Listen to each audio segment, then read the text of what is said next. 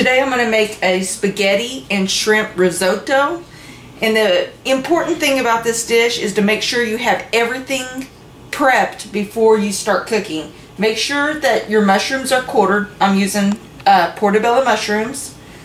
Make sure you have your onion chopped. I'm using 1.5 yellow onion, and I'm using leeks. This is what they look like after they're chopped up. This is what they look like before you chop them. If you never worked with leeks before, I'm going to show you how to work with them.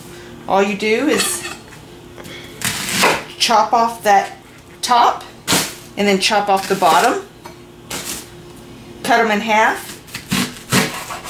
And then you're going to have to wash them because inside all these little layers can be sand and grit, and we don't want that into our food. We just go over to the sink, turn on the water, and then just kind of open them up and let the water run down the top, and it'll wash any sand or grit that's in between those layers.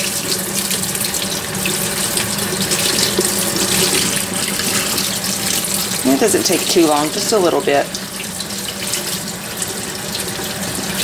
Alright, just kind of shake off any excess water, and then you chop them up.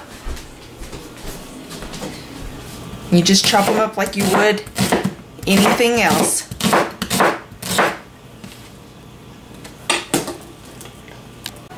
We're going to start out by seasoning our shrimp after we get it all peeled up with salt, pepper, and white pepper.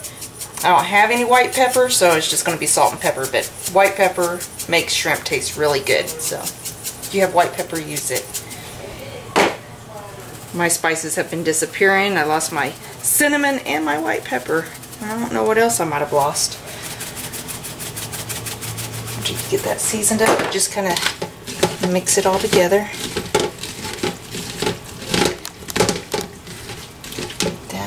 Wash your hands. Because the shrimp will be the last thing that we add into our dish. Okay, back over here. In a big skillet on high heat, let's say medium high, I'm going to add a little butter and some olive oil.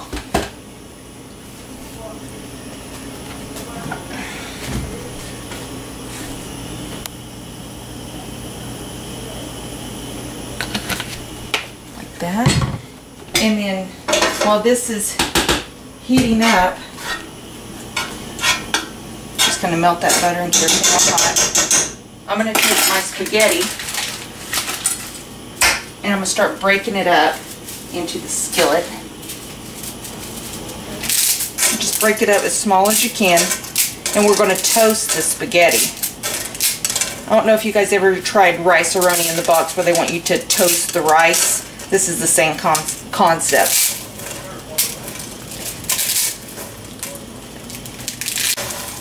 After you get your spaghetti all broken up, just keep turning it. Make sure none of it burns. It will toast up, and you want it to get a really golden color throughout the spaghetti. Let it all toast up real good.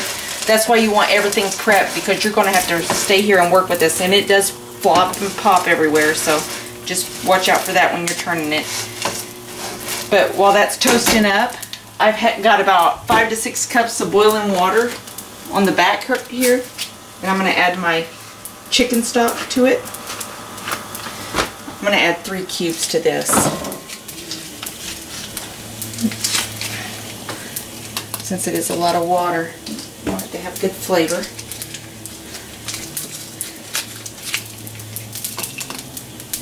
Break them up in the water. And then I'm going to add my mushrooms to this boiling pot. And then I'm just going to cook the mushrooms real slow. It doesn't have to be a rapid boil. Just kind of, once it comes up to a boil, add your stock and then add your mushrooms, and then turn your heat down and just let it kind of simmer out.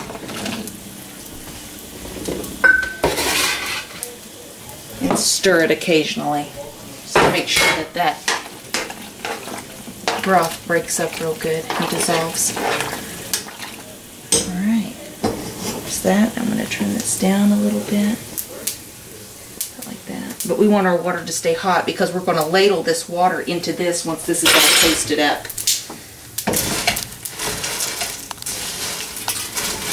Okay, now I'm just going to work with this until it's all toasted, and then I'll start with the next step. Once you get all your spaghetti worked through and everything's golden and toasted, it smells really nutty. It smells really good. And then we're going to add our onions.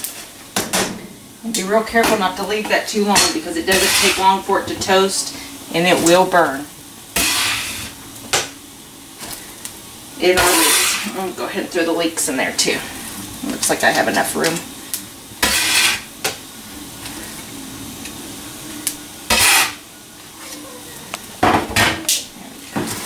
And then just kind of work that through.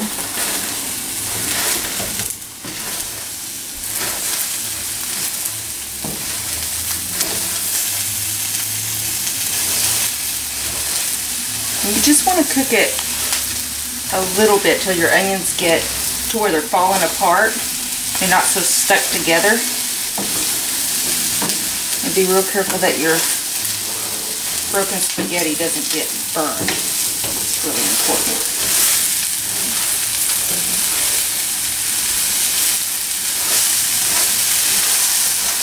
Once you get it kind of mixed through, add some white wine.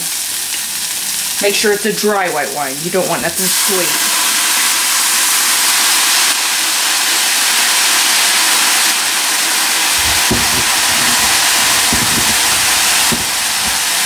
A little salt and pepper.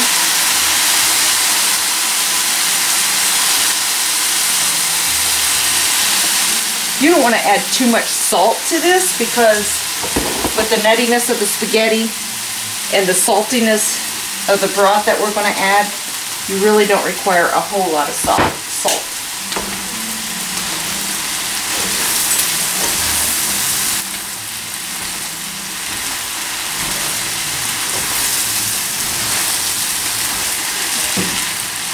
You just kind of work that up to your onions. You can see them starting to come apart.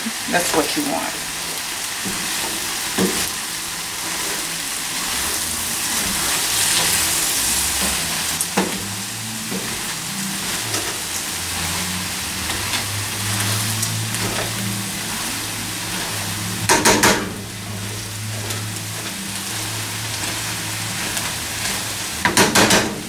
That's all done.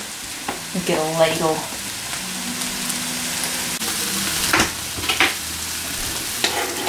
Once you get all your onions and your leeks mixed in there, then you're going to start ladling in, ladle by ladle, into the spaghetti.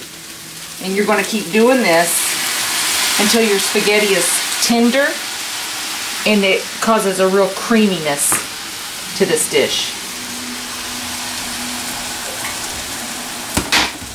Going to slowly work it like that.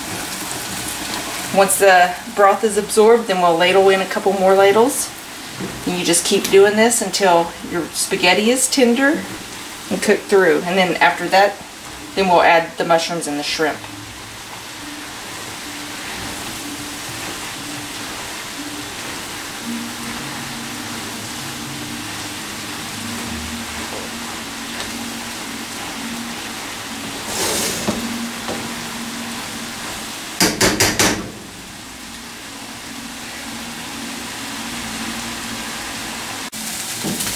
You can tell that the broth is absorbed because when you move it back, there will be no juice in the bottom. That means it's time to ladle in more because your noodles are not tender. So you have to keep repeating this until everything is done.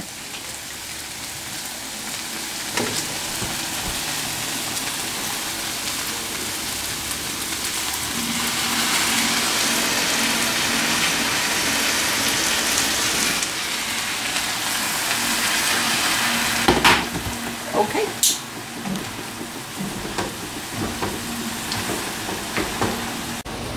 Once you get your pasta real close to al dente, you're going to ladle in your last few scoops of broth.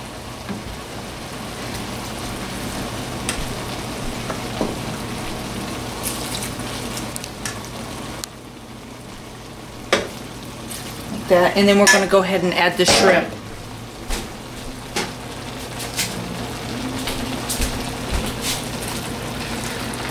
And it doesn't take shrimp long to cook.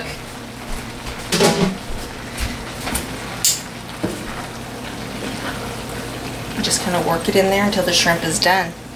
Then once the shrimp is done, then we will add the mushrooms. Mushrooms is the last thing we add.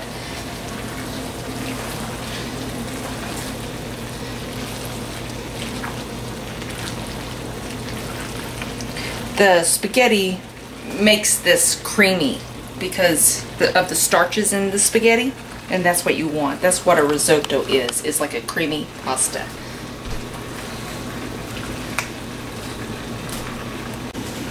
Now that the shrimp's done, I'm going to go ahead and just dump my mushrooms in there. Stir them up, and it'll be ready to serve.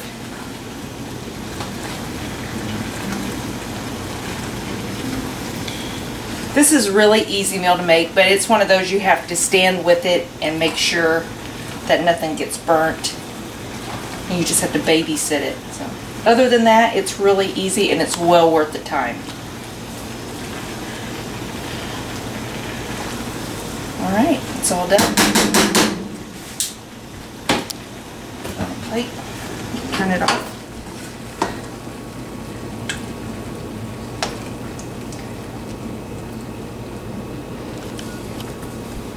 And I use small to medium shrimp because large shrimp are more tough when they're cooked. These are just easier to handle. And that's what it looks like when it's all finished.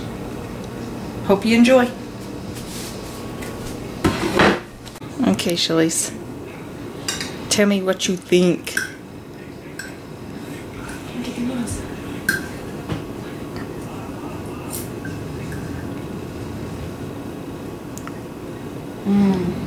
Is it really good? Mm-hmm.